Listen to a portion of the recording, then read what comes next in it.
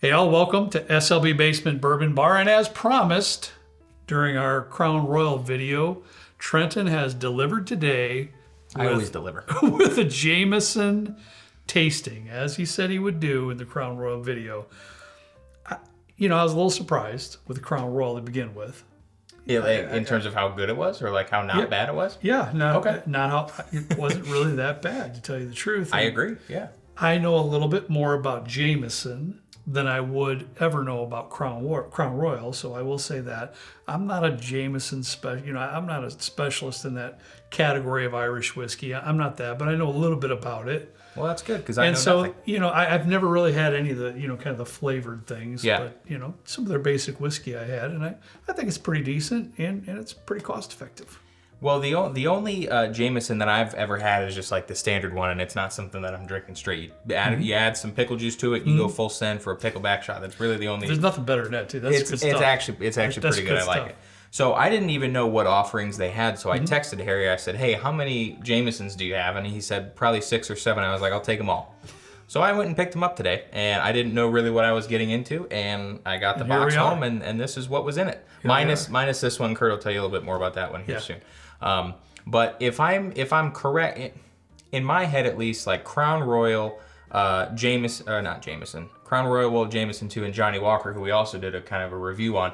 My head, for some reason, they're all like similar. They're all like internationally well-known brands that you can get. It's kind of like a more shelf-stable thing. They have flavored things, and I don't think the Jameson and the Crown Royal and the Johnny Walker are owned by the same company. I think this one's Pernod Ricard, and the other ones are like Diageo or somebody else. Okay. All right. But also, if I'm correct too, there's not like a Jameson distillery. It's all blended and sourced from different distilleries, and they blend it similar to Johnny Walker. It's all produced at Middleton.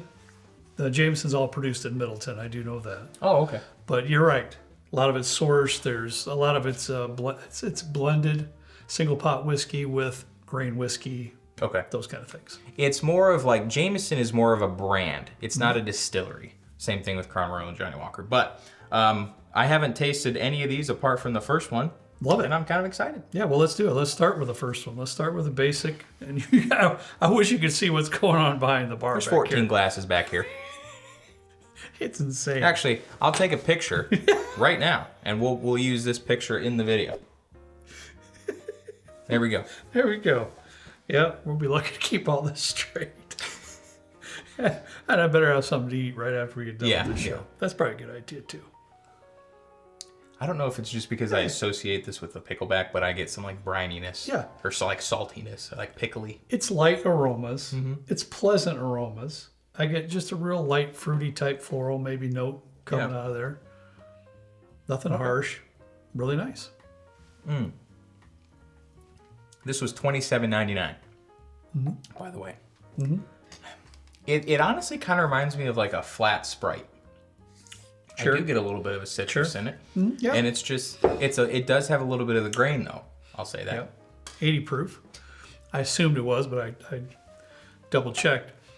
I will tell you, I do know some folks out there who actually are friends of mine that this is their, and I'm going to use the word daily, but you know how that goes. This is one they grab more than not off the shelf. Jameson. Okay. Because it's cost effective. Sure. Pretty good. Some of them that I know, they put it over a little bit of ice. Some of them drink it neat. It's kind of their go-to whiskey.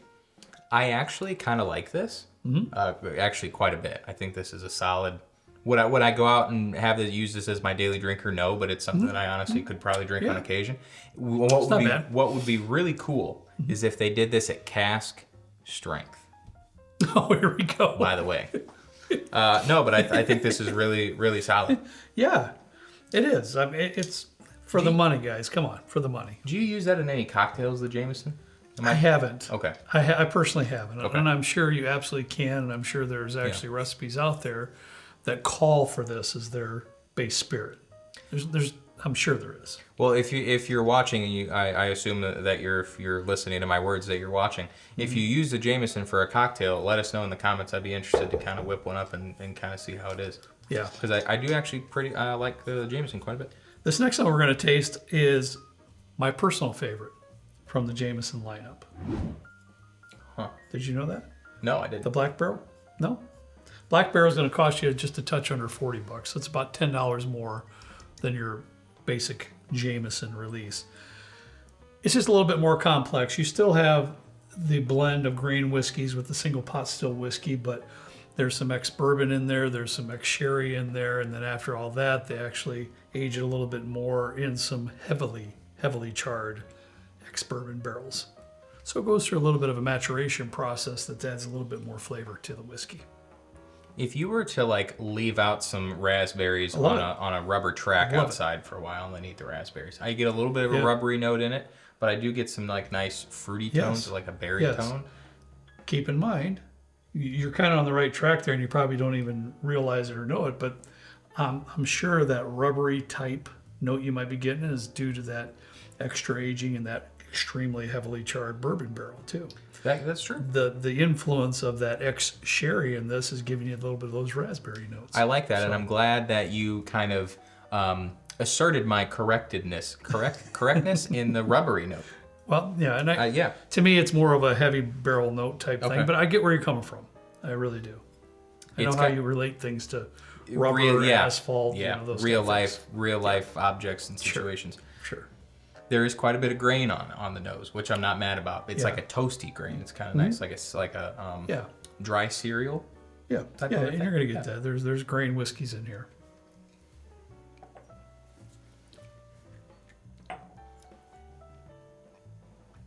Come on. Little bit of a like a coffee or a mocha or some kind of the back end into the little bit of finish you get there too. Yeah. I'm not gonna lie though, that first 50-75% there's not a whole lot there for me. Come on now, really? I honestly would rather drink the regular. Oh I think. My. I think. Let me go in for a second sip. Yeah, that's me.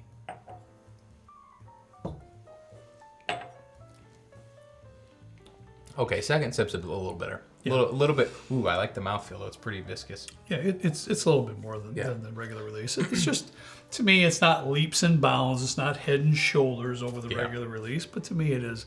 It gives a lot more interest to the sip, a little bit more complexity. I love the fruitiness in there, and then that extra char give it some beefy char notes to it and barrel notes, and I kind of enjoy it. I do like that one quite a bit. Yeah. I would say that.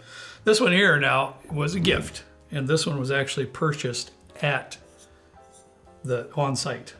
Oh wait, no. Is it Ireland? Where that's at? Where is that at? Okay. Oh wow. Oh, so they have a gift shop then you can go. Correct. Okay. Yes. That's cool. Yeah, and one of my friends who's also one of the bosses at the my place where I get all my drywall. They went there, and of course they know what we do down here, and they know that I'm into whiskey, so they bought a bottle for me, and it actually worked out really good. He has no clue. He's not really a huge whiskey drinker. He has no clue what I might have had, what I might not have had, but I believe this might be a distillery-only type release, I think, because I haven't seen it around here, and I could be wrong about that, but this is the 5 Oak cask release. This is matured in ex-bourbon barrels, ex-sherry, and Irish, European, and American virgin oak casks, hand-selected by our master distiller.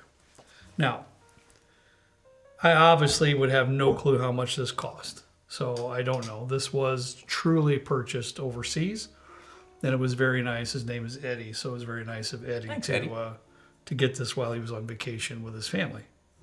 I had a tiny sip out of it, and I thought it was pretty good. I get a little bit of a fruit stripe gum. Kind of a note, a little bit. Definitely a fruit stripe gum. They discontinued that. Did you know that? No, they did. They did. They did. And then somebody was selling a pack on eBay for $500.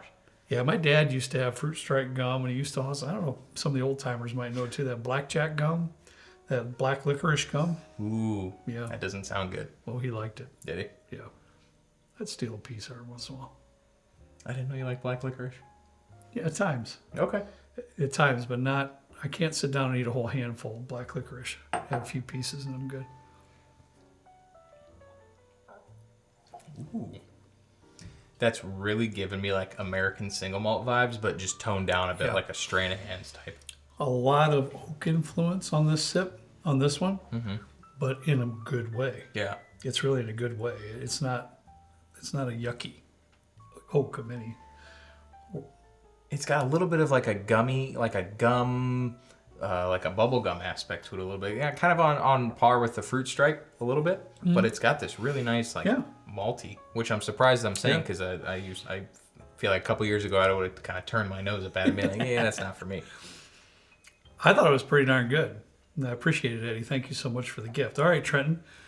I like that. You had to go out and buy the Mac Daddy here. I had some 18 year, I think that was there. Yeah, this is a Jameson 18 year, and again, I just told Harry I'll take whatever Jameson you got, and I didn't really realize that they made an 18 year. So this was $159.99.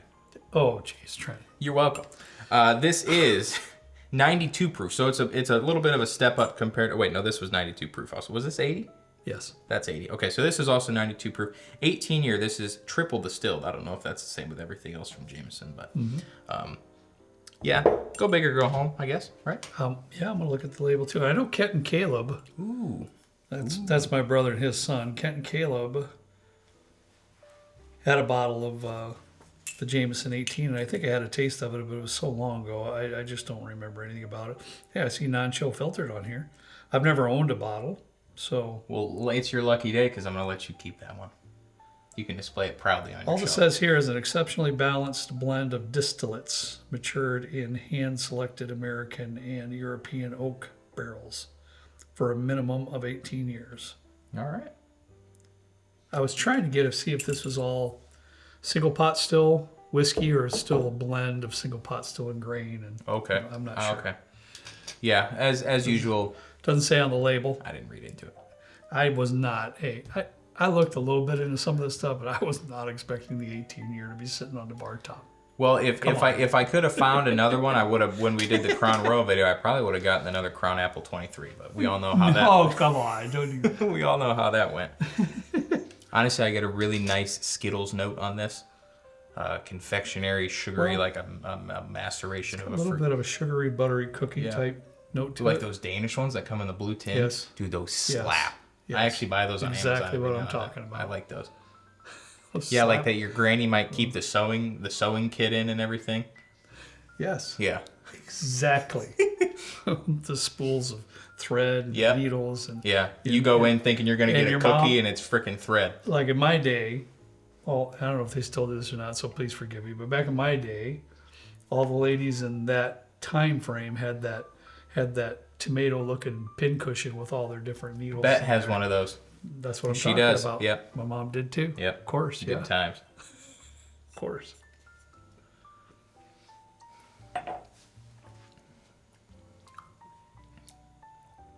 It's got a little bit more like proof to it. It feels like it drinks a little bit hotter than that 92 proof.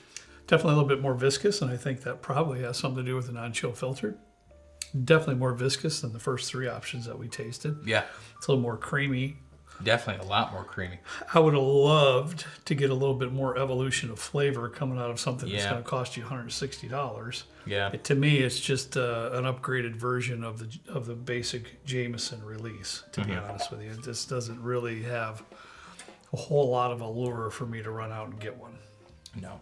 I do like. I wish this one, with it having that extra age, had similar, like deeper, darker characteristics like the Black Barrel did. If they did an 18-year Black Barrel, I think that would be actually pretty good. Ooh, yeah.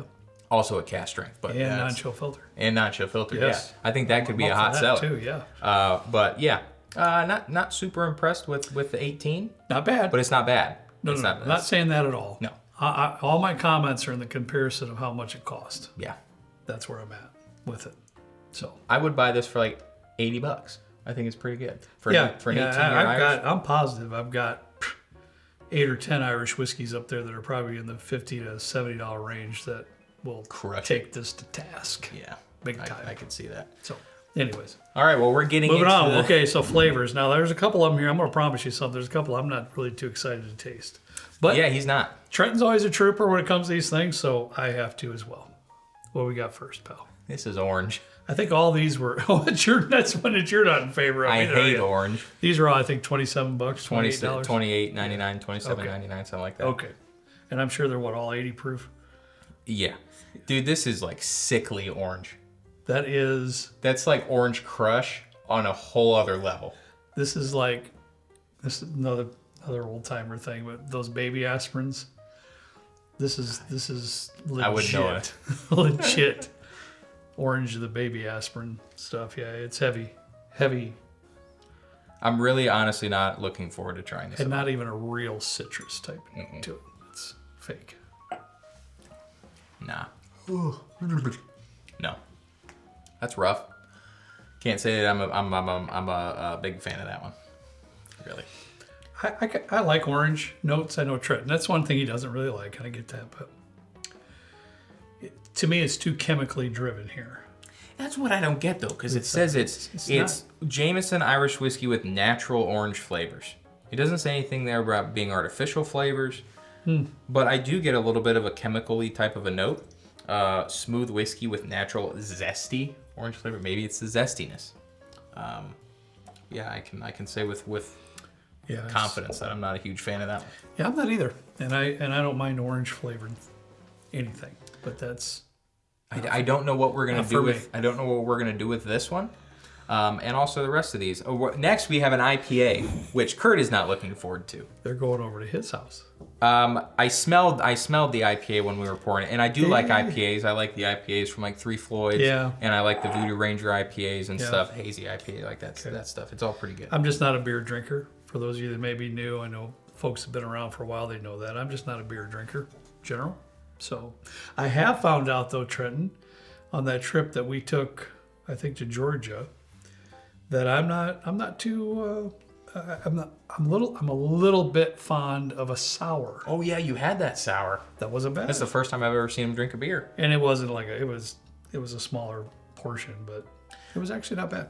I thought it was pretty good. So this is finished in craft beer barrels. So there's no it's not being added with anything. I mean, maybe whatever's coming out of the barrel or something, but it's not like they're flavoring it with like an IPA type of a style with the piney notes and the citrus that you might get from an IPA. I think it smells pretty good. Yeah, honestly, I'm not opposed to the aromas coming out of here. I think the aromas I'm not put off very by good. it whatsoever. I'm excited to see what you think of this. I'm really not having a problem with it.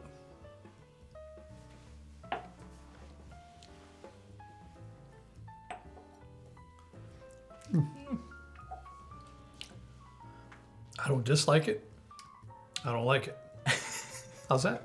For an opinion, huh? I don't think that any of the notes on the nose really transfer to the palate at all. I don't really sense. I mean, I'm not a beer drinker, so I'm not the guy to be speaking out on this, but I didn't really sense much. No. I was looking for it because I've had products that were finished in beer barrels and so forth that it was, pretty robust. And not this one. I don't drink beer often. I mean, very rarely. When I do, it's usually an IPA. But usually when I drink an IPA, it's got this like pininess or like this really dark, sappy. Really? I mean, it's kind of bitter. It's like pine needles, that kind of a thing, which doesn't appeal to everybody. I get it, but I also don't get any of that on this either, which is interesting. Yeah, I've never had an IPA beer. So. Well, you should. Yeah, I'll get you one. I should, for science sake. I should. Well, never have. Last but not least, I know Kurt's looking forward to this one too. Yeah. This is the cold brew. I also didn't know they made this. I love coffee though. I had some this morning. I don't drink coffee either. So there you go. And I don't think you like it. No. I'd be that old guy that anybody could get in the Starbucks drive-thru ordering some crazy name thing because I wouldn't have no idea what it was. You seen those videos? Yes. Those funny ones? I'm with you. Pranking the old man? That'd be me. When I used to work for a school corporation, sometimes I would ask some people if I'm going to Dunkin' Donuts or I'm going to Starbucks, would you like me to pick you up anything? And I'd get this list of 10 different things. It's like half whip, no cream, pump of this, half a pump of that, no ice, put it with the foam, add this whipped cream on top, and after a while, I just stop asking. And then I get into the line and I ask, and they're like, "Oh, we don't have this," and I'm like, "Well, I don't." Well, then now what? Yeah. So I stopped asking. I just drink black coffee. Do you? Yeah, I do. Okay, I didn't know. This is definitely. This is strong coffee. Yeah, it's really got this bitter note to it that isn't in coffee. I can see that.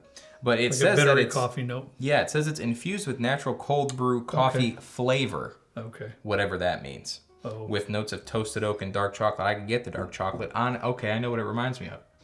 The New Riff Winter Whiskey. It uses a chocolate malt. in the winter whiskey. Really? Okay. Yeah, and I've never had that one. I will give it to you because I'm not a big fan of it. Because it's got this like dark, almost bitter, chocolatey, malty type of a thing going on that's really reminiscent of the nose on this. Very interesting. Down the hatch. Here we go. Ooh, I kind of like that. Oh, I had a hard time swallowing it. Did you? That's just you could put this in coffee. That's nasty, honestly. I wouldn't ever go out and buy one to do that with, but, and I mean, like you could get something if you want to have a good coffee liqueur or something with a little bit. Get Mr. Black coffee. It is by far the best coffee liqueur that you could ever get. Yeah, it would take me too long. There. Yep. That stuff's really good. Yeah, this stuff here is What's the alcohol dynamite. content in there? Oh, it's 50 proof. Yeah, this stuff's dynamite. So this is 80 proof. For a mixer. No, this is 60 proof. For a mixer. Get that instead. I wonder what these are. Did you actually look? I did not. I thought they were. Oh, these are all 60 proof. Okay, I kind of. Nope, the beer barrel one's 80 proof. Well, there you go. Yeah, this was really structured on how we. I will say that this particular Jameson down here, the coffee one, the cold brew, Yeah. could be utilized in mixing cocktails. There's no question. Oh, about I think that. it could. Yeah, Absolutely. If you're in a pinch, you don't have the coffee one, or absolutely. if you're looking for something, I think this is a pretty decent substitute. Yeah, if you're a huge coffee fan, you could make a killer Yeah. old fashioned even with some, whatever whiskey your choice is, and adding some of the cold brew with it. Oh yeah. Yeah. Well, yeah. Thanks for what am I trying to say? Dealing with this one, I guess. Bearing with us. Yeah. Thanks for bearing with us. This was. I actually thought it was pretty fun. I didn't know that I was going to be a fan of these three. I had a feeling about these three because they're flavored, but also the 18 year is not something I would recommend. It's cool for the age statement. No. The bottle's different, but past that, No. it's not worth $160. But Hey, it's always good to taste some whiskey. It's always good to spend some time with you folks. So, all in all, we find it to be a very good day. yeah, well, with that being said, I mean, we've done Crown Royal, we've done Johnny Walker, and now we've done Jameson. So if there's another like blender or like a distillery review that you want to see, let us know. Especially on the world stage. Yes, and we will do our best to try and get and procure those items to do a video on. Yeah. But if you're a fan of Jameson, let us know in the comments. I would be very interested to hear what everybody thinks of Jameson. Yep, very good. All right. Thanks for watching, everybody. Have a great, fantastic week. As always, we ask you to please drink responsibly, and we'll see you next time right down here with Trent and me in the good old basement bourbon bar. See you later.